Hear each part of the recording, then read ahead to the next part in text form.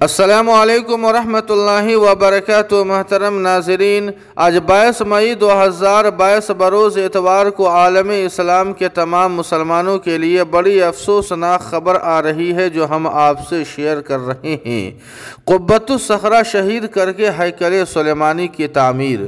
جی ہاں ناظرین کرام، آپ کو بتلا دیں کہ قبلہ اول میں موجود گنبد قبۃ الصخرہ کو شہید کر کے اور اس کی جگہ ہیکل سلیمانی کی تعمیر کے لیے ایک مہم شروع کی گئی ہے۔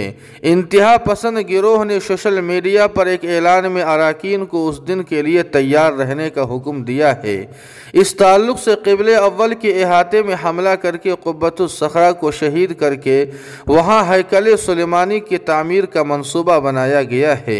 اسرائیلی تنظیم نے بلڈوزر کو کرائے پر حاصل کیا ہے تاکہ یوم یروشلم کے موقع پر 28 اور 29 مئی کو کارروائی کی جا سکے۔ انتہا پسند تنظیم کے بانی رکن نے اپنے بیان میں کہا ہے کہ یوم یروشلم جو 29 مئی کو آتا ہے، یہ وہ دن ہوگا جب قبۃ الصخرہ کو مسمار کرنا شروع کر دیا جائے گا۔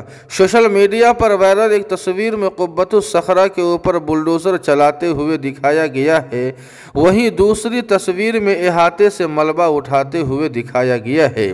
میڈیا کے مطابق فلسطینی مزاحمتی تنظیم حماس نے کہا ہے کہ قبۃ الصخرہ سے کسی بھی طرح کی چھیڑ چھاڑ آگ سے کھیلنے کے برابر ہے۔ ہم اس طرح کے کسی بھی قدم کا پورا جواب دے کر قبلہ اول کی حفاظت کریں گے۔ فلسطین کی وزارت خارجہ نے لہوا کی طرف سے قبۃ الصخرہ کو شہید کرنے کے اعلان کی مذمت کرتے ہوئے اسے یہودی دہشت گرد گروپ قرار دیا ہے۔